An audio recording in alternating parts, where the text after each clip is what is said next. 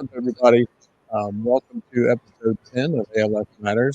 We're going to do a little something different where we answer all the questions that have been submitted over the past few months. Olga, the VP of Strategy for the ALS Association, is going to be me in the hot seat this time. So, Olga, you Hey, Cory, I'm excited to have you in the hot seat and have you answer a few questions. It's 10th anniversary, 10th episode of ALS Matters. So we're excited to have you on here. So one of the first questions I wanted to ask you is, what has it been like for you to step into the spotlight, to share your own story, and to be asking questions of everybody from people living with ALS to our head of research to caregivers. So what has it been like for you? It's been really cool. I never really expected to want to do this, especially when I was first diagnosed. I was kind of just like, okay, I need to figure my stuff out, right? And then I think I touched on it on the last episode. Kind of had a chance to go out to the UFC event in Las Vegas, and had a bit of an epiphany moment down there with a friend of mine, and realized I probably I feel like I have an interesting story with the family stuff. I always kind of was of the mindset it didn't really help anybody not to talk about it. So started talking about it, and here we are. So we've had some really emotional, informative, interesting encounters, and you've been very candid in sharing your own story and interacting. So we've been getting a lot of feedback from the community. So we'll get to some of those questions in a few minutes.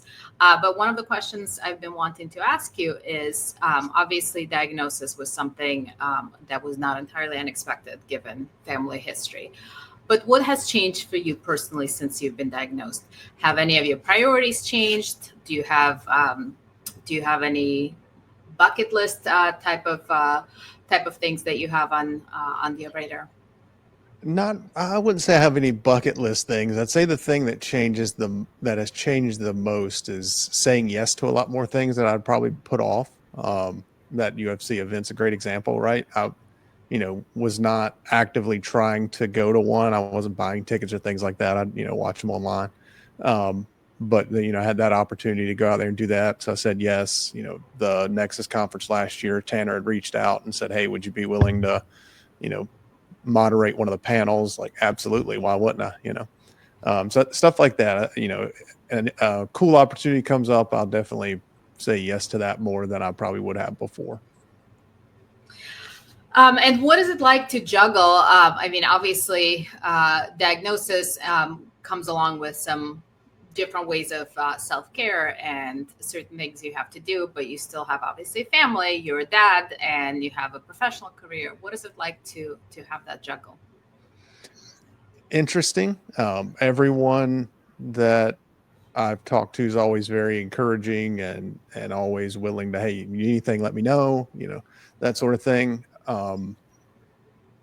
I have to get the Qalsody treatments once a month. So that's a day that I don't get to do my normal routine. And, I'm try to be anyway, pretty routine based. So if those things start to slide to the wayside a little bit, sometimes is rough. With the Qalsody treatments, the exercise schedule I used to be on is a little different now because you got a higher risk of infection. So, doing jiu-jitsu like I like is not easy to do that week afterwards. And usually I don't have the energy to do it. On the dad front, same kind of thing with those Qalsody treatments. The few days after I have those, I'm usually pretty tired. I had one this last Friday, and my daughter's all bummed out because she calls me boring daddy on those weekends because I just need to like chill out and relax and not do a whole lot. So yeah, work's been really good to work with on this. I'm very fortunate to have a good job with good health insurance and those things. So yeah, it's not easy to manage, but we're doing it. So you mentioned Qalsody, and for most of our audience is probably familiar with it. It's a recent treatment for a very specific genetic type that you happen to be a carrier for. Can you talk a little bit about treatment? And you mentioned before that after you receive treatment on a monthly basis, you kind of have to lay low. But what is that like? What is the process? How long does it take? What are sort of the ins and outs of that? So something I didn't know, it kind of depends on the facility that you go to. Every radiology department does a little bit different. The first place I was going, it was an outpatient radiology center. Uh, it's walk in, check in, go get your shot. They'll monitor you for a little bit afterwards, and then you leave. While you're in the room, there's some prep work that has to be done, cleaning your back, things like that, because they are injecting a needle into your spine. Or inserting a needle in your spine and inject some medicine. They draw out 10 milliliters of spinal fluid, put in 15 milliliters of the Qalsody treatment. Some places make you wait around for an hour. Some places you can convince to let you leave right afterwards. The first 3 treatments were probably my roughest ones. We had there were multiple different size needles you can use. So can be, depending on the size of the hole you poke in your spine, there can be some headaches associated with a lumbar puncture. So we kind of had to figure out which one worked best for me so that I wouldn't get the headaches. Because after the first treatment, I was down for about a week, just headaches and hip pain and kind of this numb, kind of like when your leg goes, it's a cross between when you're like, say your leg's going to sleep, right? You sat in a weird position, your legs asleep, that like tingly feeling that comes after that. It's a cross between that and growing pains is what it feels like whenever, like after you get the shot. I've had, some of my cousins had it like in their back, higher in the back. I had mine like in my hip area. And then, some fatigue that goes along with it afterwards. Like I said, for most of my shots, within about 2 to 3 days after the shot, I feel fairly normal. I'm a little tired, but still, close to back to normal, or my new normal after diagnosis. Yeah. So it's not easy. It's not a pill you swallow. It's a process. No, it's definitely not. I mean, it's, I've not seen any, but talking to some of the doctors, I've heard there are some other things that hopefully will be coming out to make this stuff a little easier. They're trying to get more data around, do you need these shots every month versus once a quarter versus, twice a year, something like that, trying to figure out what the protocol needs to get ironed down to. But yeah. So something I've heard you talk about on ALS Matters more than once is the guilt associated with having genetic mutation, the only genetic mutation that currently has FDA-approved treatment. Can you talk a little bit about that? Yeah, so that's a tough one.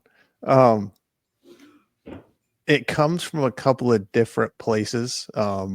Number one, there's this weird guilty feeling about knowing what's coming, right? I've seen this go through my family, so I know what to expect. So to me, I feel like that may prepare me a little bit better. As far as the medication goes, I mean, being in a situation where I have, great insurance and able to take it, for one, that creates a little guilt. Another piece of it is being able to having the right kind of messed up disease, the right gene for this messed up disease to get a treatment. It kind of stems from that as well. And, it goes as far as, boring daddy weekends after daddy gets his shot. He's not the goofy fun guy that my daughter's used to having for the last 8 years, Yeah. Yeah. Well, and community has responded to you actually with a sense of hope. Yeah. And that's awesome. And I know I was talking, actually had my clinical visit right before my shot this last week. And, the FUS kind of version of Qalsody's come out now and things like that. So, I mean, it's moving along, obviously not as fast as everyone needs it to, but we're better than we were 2 years ago or 10 years ago. Yeah. Yeah. Well, and it's just seeing that not only is it slowing down progression, but some early indications our research shared are showing actually regain of function. So that's definitely very hopeful. Yeah. So that was something that came out of my last appointment. There appears to be, my balance seems to be better, a little regained strength in the ankle. So if that maintains, then that's, amazing. Because that's not what we were told kind of going in either. It's like, hey, we're seeing it may slow it down. It's kind of what we were told. So I think it was your cousin talked about wiggling toes as well. Yes. Scotty. Okay. Yeah. Well, Cory, I want to turn a little bit to some of the questions. Every time we air ALS Matters, we get some questions from the community, and just tremendous amount of response from people who are relating to experience or asking questions. So we jotted down some of the recent ones. One of the questions that was submitted to us from somebody who said that his or her father was diagnosed 2 months ago, and it is frightening. How do you deal with a sense of fear associated with diagnosis? Oh, I don't know that I had. Yeah. I don't know that I had a ton of fear with the diagnosis. I mean, obviously, I knew it was going to change my life, and I knew that prior to the actual visit with the neurologist, I'd already kind of made up my mind. Like, I know what this is, Mm-hmm. Where I have the most fear, I would say, is around not being able to take care of my family anymore, not being there for my daughter. That's where my fear lies. Mm-hmm. Usually, though, I'll say in that situation, when I do end up being fearful of something, like just trying to educate myself as much as I can on it. A great example was like when I started climbing cell phone towers when I first graduated college. I was terrified of heights. When I was a kid, I wouldn't hunt out of a deer stand. I had to sit on the ground and hunt with my dad. I wouldn't climb up in a deer stand, which just aggravated him to death, I'm sure. But then I remember calling him after I graduated college and told him, hey, man, I'm moving down to South Carolina to go climb cell phone towers. And he's like, there's no way. Like, you wouldn't climb a ladder. Like, you're talking about going 200, 300, 500 feet in the air. Like, there's no way you're going to be able to do that. And then understanding like all the safety stuff that went into that so that I could do it. And I did the exact same thing when I was first diagnosed. I mean, after my mom passed, I kind of blocked ALS out of my mind. Sure. And I just went about living my life. And then when I got diagnosed, I mean, it was just internet deep dive, every ALS rabbit hole I could find. And to an extent, I still, kind of do that fairly regularly, especially with some of the folks that we've talked with on here that kind of ping an idea. And then I go, be an internet PI for a little bit and figure out, as much as I can about that thing. Yeah. Another question that was submitted to us, and I sort of love this, somebody who's a college student asking the question, what occupational therapy or related therapies do you think hold the most promise for improving quality of life for people with ALS? So kind of the focus on quality of life.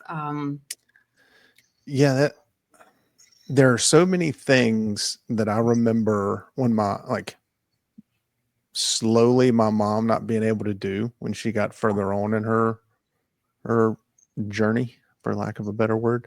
And it's the little things that you never think about that become become very aggravating very quickly, like picking up the television remote or, bathing yourself like there. And talking to, through this, I've gotten to meet several folks that work in those adaptive industries, whether it be, refitting bathrooms or, lifts going up and down stairs or things like that. The gadgetry part of it, I'm kind of a gear nut. I love, cool things, cool tools and things like that. And that side of it to me is really interesting on like developing those adaptive pieces of equipment that can help you live a fairly normal life. Like one of the things I saw the other day, it's utensils, but instead of, just a regular utensil, it has a little strap that goes around the back of your hand so that you can, even if you can't move your fingers, you can still, feed yourself. Like that's something I would have never thought of. I'd have just said, okay, well, I guess I'm drinking protein shakes for the rest of my life kind of thing. Right. But no, you can still, things out there like that really can keep you taking care of yourself for longer. Well, and they span from something as complex as eye gaze technology, which right. is sort of just so futuristic, to something that's really, really simple, like a strap on the back of a fork. Yeah. And it's like some of that stuff is really crazy, just how it just records your voice and then, it can recreate your sentences in your voice with your inflection, your tone, your maybe a little bit of attitude on the back end, stuff like that. If you, got to put a little sauce on a sentence, you can do that through all this stuff, which is awesome. Yeah. So, I mean, anybody who is going to be studying any sort of occupational therapy or any type of therapy, I mean, I think it's just caring people who are willing to do what it takes to work with patients.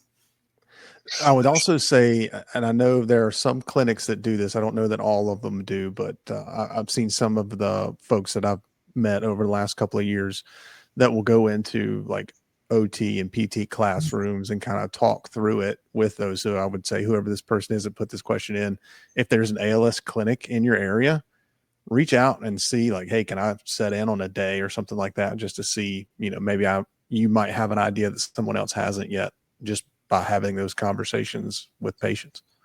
Yeah, that's excellent advice. So, another question that was shared with us, and in comments and in reaction to the episodes, we often kind of receive that sentiment. But this one is sort of tragic, but also hopeful. Somebody submitted a question whose father passed away in 2020 with ALS, and expressing belief that there's a cure, just not enough funding.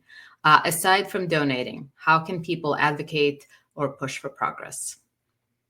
Yeah, I mean, one of the cooler things that I've gotten to do over the last couple of years is go up to DC this past year and meet with lawmakers and Congress people, senators, things like that, and just have those conversations. I think I think this podcast is a great example, and a lot of the outreach on the social medias is you hear these stories about ALS, and to me the story connects better than, no offense to anyone in the ALS association, but just having a conversation about a disease is different than having a conversation with someone with the disease, right? Sure.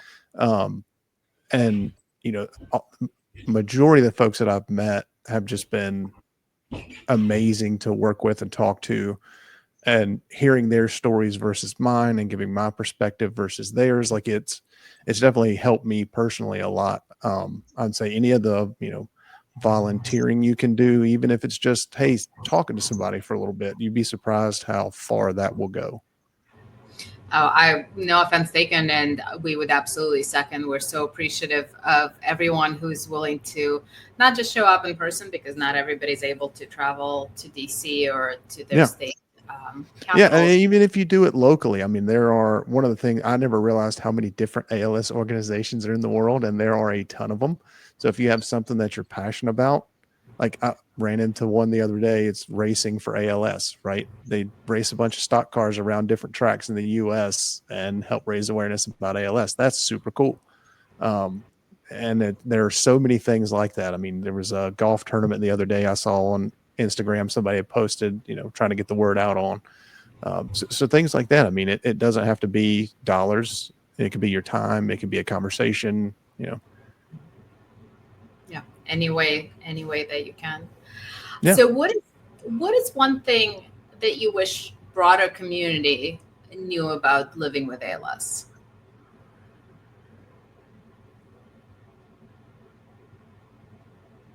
I'd say for the most part, no, I'd start off with that it exists.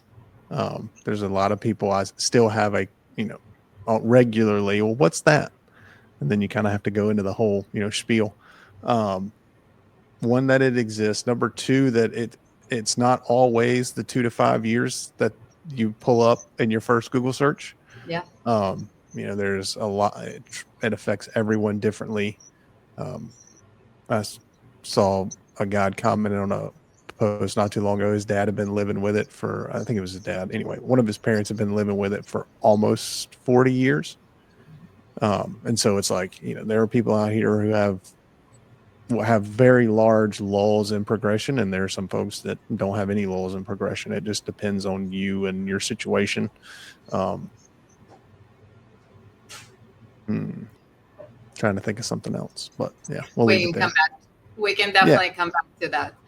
So where we are today, and sort of the progress that's been made since even in the past year or so that we've seen, what gives you hope for the future? I mean, the amount of people that I've met with, even though they have a terrible disease and a bad situation, there's a lot of them that are still upbeat and hopeful themselves, right? the amount of work that's going into it. I had the opportunity to go to the ALS and M&D genetic conference, or I'm sorry, not M&D, FTD conference in Philly, and just listen to all the people that are, on those research panels talking about all the work that they're doing to try to figure this thing out. I mean, there's a ton of people working on this, and neurology in general, from what I'm told, I'm not a doctor, but from what I'm told, it's not an easy thing to study. And just seeing that there are passionate people out there that are really trying to do it is awesome. I mean, yeah, it's just awesome. I've really enjoyed the people that are reaching out and just saying, hey, I honestly never really expected this to go too far. I knew that the people working on it, you, Candle, Olivia, like, are all passionate about this. I did not expect people to actually, I don't say actually watch it, but respond to it, I guess. A lot of people have reached out and said, hey, just thank you for talking to people about this. And it's like, well, I've got the easy job. I'm just sit here and ask questions, that's been really cool to watch. I'm glad I'm doing this and glad it's connecting with people, and I'm excited to see where it can go. Hopefully it continues and people do connect with it and it does help some folks. That's it. Yeah, we'll stop there. What has been your family's reaction? I mean, I know you have, how many currently diagnosed in the family? I know we've met a couple of your cousins. Yeah, so us three were diagnosed pretty close to each other. We have one cousin that was diagnosed the following year. I think we are up to 8. If no one has gotten diagnosed recently, I check in with my family fairly regularly. So I think we're up to 8 currently, 6 on Qalsody, 2 not. And the ones that are not on Qalsody, if you don't mind me they asking. were already fairly progressed by the time Qalsody was approved. So, okay. Which is also, you go back to the guilt thing. That's another thing that makes you feel guilty. Sure. It's like you're sitting here with this great, like this past Christmas, I saw one of our cousins who's had it the longest, and like I'm sitting there talking to him. He's like, "Oh, the treatment's going." I'm like, "Oh, they're going really good," And then he's in a motorized chair, and that, that'll make you feel guilty in a heartbeat. Sure. What has your family's reaction been to doing ALS Matters? So far, everyone's enjoyed it. I've not gotten any, hey man, you shouldn't have said that yet, which I'm fully expecting to happen at some point. It's been really good. A lot of people from the office have seen it. A lot of folks in my family have seen it. It actually helped one of my cousins decide to go get tested for the gene. So very happy about that. She found out that she's not a carrier. So hallelujah. But yeah, it's been so far really good. I haven't had anyone come up and be like, hey man, stop talking about the family. So, and I'd tell them they could, go pound sand, but whatever. They're all hoping to be your guest. Yes, at some point, probably not. No, most of my family's fairly private. So can you talk a little bit about the cousin who was reluctant to get genetic testing? Was it driven by fear? What was kind of driving decision not to, and what prompted? Yeah, there's a lot of fear involved with it. I mean, even going into my first clinical visit, having pretty much made up my mind, I know what this is. Like, I was still afraid to get the genetic test back, because that's kind of like it's definitely that. I still kind of had a little bit of hope that it was something else. Mm-hmm. But yeah, there's some fear involved. I mean, children involved. That's always in the back of your mind when you're going through that testing process. Is, if I do have it now, have I passed it to my child? And if I have, that's have I just ruined my child's life because I got this test? Which, I know the way it works is not always like that, but at the same time, it's definitely something that goes through your mind. Fear of now, I've got to have very hard conversations with my wife and my daughter, and how's that going to affect them? Or is this, when you go into it, really starting to second guess things, or at least I did, because it is life-changing knowledge, right? Now that you know you do or don't have this thing, either direction. Right. It's life-changing knowledge. You're going to have to live with that kind of, and my family already did kind of live with that cloud hanging over your head, just because we do have so many people. Yeah, definitely. Yeah, and there's no unknowing, right? Yeah. And for me, I guess prior to, because there were no treatments, there was really, didn't matter if I got tested or not. I'd know at some point whether I've got it, right? But now, and I think this is where the podcast has helped, specifically this cousin kind of change their mind, is that, there is a treatment now for some of our family members. It seems to be doing well. Other people that are on it, it seems to be doing well for them as well. So, that's kind of a game changer. The earlier you can catch it, earlier you get on these meds,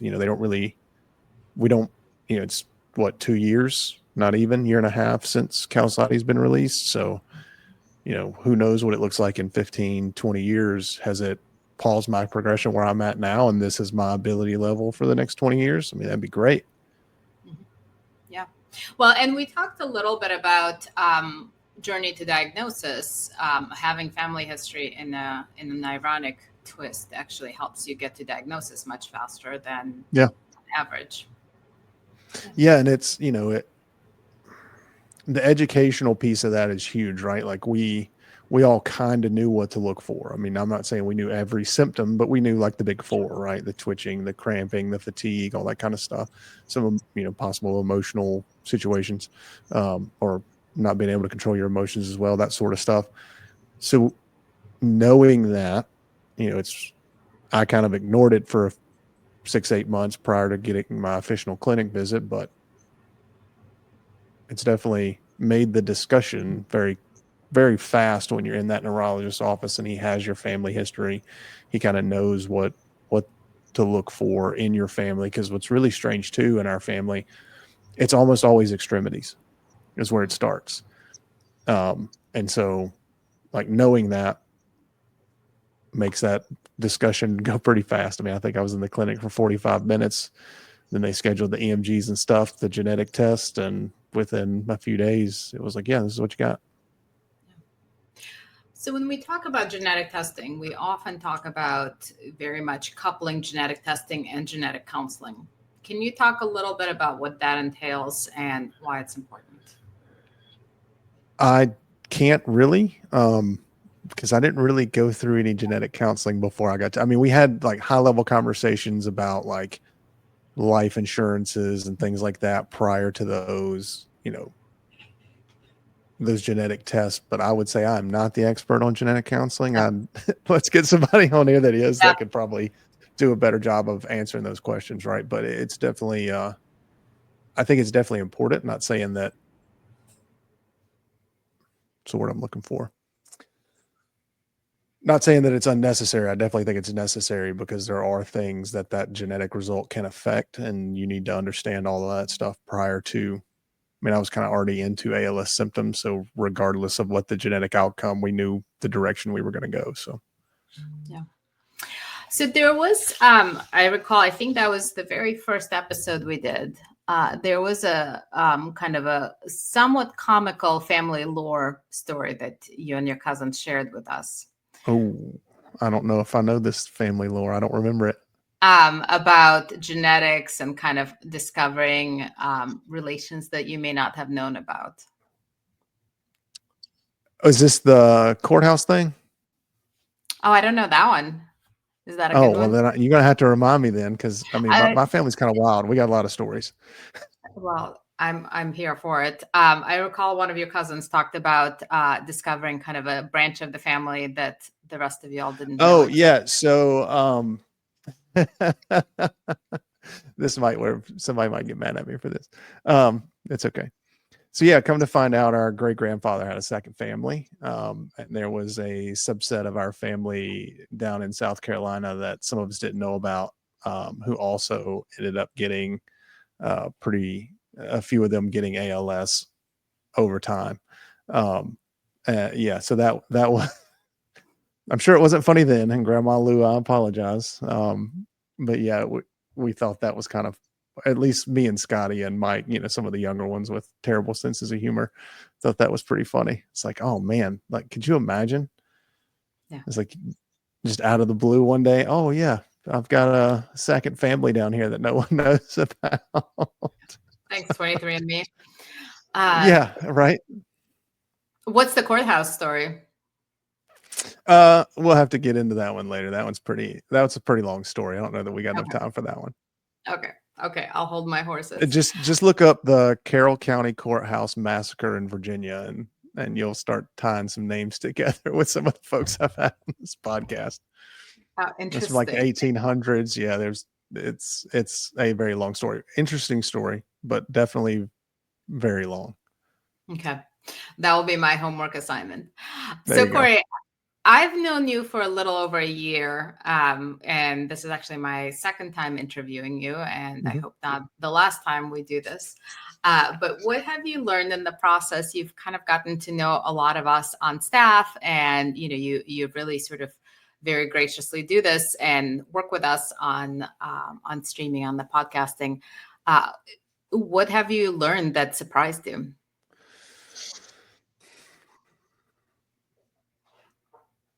I think the protein TDP43, that's the most interesting thing to me, because it affects like 97% of the patients, if I'm not mistaken. It's somewhere in the high 90s. That protein's the same protein for everybody with ALS. That to me is very interesting, especially because there are so many different genetic types. That seems to be the thing that could possibly hold the key to all of this. The amount of research that's going into that from the folks I've talked to is really interesting. I would also say that's the thing that would give me the most hope. Partly the most hope for a treatment for this is it seems like we've at least narrowed it down to a fairly significant factor in ALS. So interesting. What about I remember going to the Nexus conference and somebody talking about TDP43 and me being like, oh, what's that? Yeah. So I think over the course of this past year, that'd probably be the thing I'm most interested in. Yeah. What about the work of the organization? And, you sort of have this breadth of people that we interact with you sometimes daily. Yeah, what you guys do is wild to me. I couldn't imagine, trying to do all of this nationwide. The scope of that is crazy to me, right? The fundraising dollars that go into this and how that stuff gets parsed out to different places is always interesting to me as well. Talking to Dr. Dave when we had him on the podcast, that was like the research is really where I'm looking a lot at more regularly than anything else. Like, what's the next thing coming? Can I stop getting these lumbar punctures? That sort of stuff. But yeah, the scope of it is wild to be where we are with as many different organizations that are working toward this cure for ALS, right? And only two genetic therapies that I think, this is Cory's personal opinion, and I'm not knocking anybody with this statement, but to only have these two treatments that are showing promise and only like a couple, I think 2 or 3 oral medications. And I know there's a lot of other stuff out there, but this is, statistically, those 3 oral medications is about all you had for a long time. And for this disease to be as old as it is, that's wild to me, because I know it only affects, excuse me, sorry. I know it only affects, what is it? 35 to 45,000 people at any given time in the US. I think is what the number's up to, close to that. And that seems like such a small number, but knowing how many people pass away so quickly from ALS, like I wish they would look at those statistics as a nationwide, since we've known this is a disease, this is how many people's had it, rather than this is how many people's living with it, and it's still getting kind of categorized as a rare disease. It's a little bit frustrating because it affects a lot of people. Well, and with every person diagnosed, there's family members and extended That's right. network. Yeah. Well, Cory, anything else we didn't touch on that you'd like to bring up? I don't think so. Yeah. We look forward to having you in Texas, and we'll have to get your reactions to some of the sessions and some of the discussions. So that'll be exciting. But we're just so grateful for all you do. I mean, you've been just a natural at this, and some of these conversations have been so meaningful and so human and so vulnerable. Frankly, we've talked. I feel like we've gotten to know everything from your great grandparents to kind of the family dynamics, and talking about our kids. It's always it's a very personal, very vulnerable area. So we're grateful for all you've shared with us, and we hope you Absolutely. will continue. So we're Yeah, I grateful. definitely will. Well, thank you for thank you being guys, because here. it's sorry. Thank you guys, because it's been a really fun opportunity. I'm really excited to be able to do it and just talk to all the different people. It's been so cool. Yeah. Well, I think I speak for all of us around, the virtual office, well, Cory this, Cory that. So, you're sort of an extension of the team. So we're just really grateful for you. Sounds good. Thank you guys. Well, thank you. That was our 10th episode. On the next one, we'll have Cory back in the asking the questions mode, but it was a privilege to ask you some questions. So thank you for being here. Absolutely.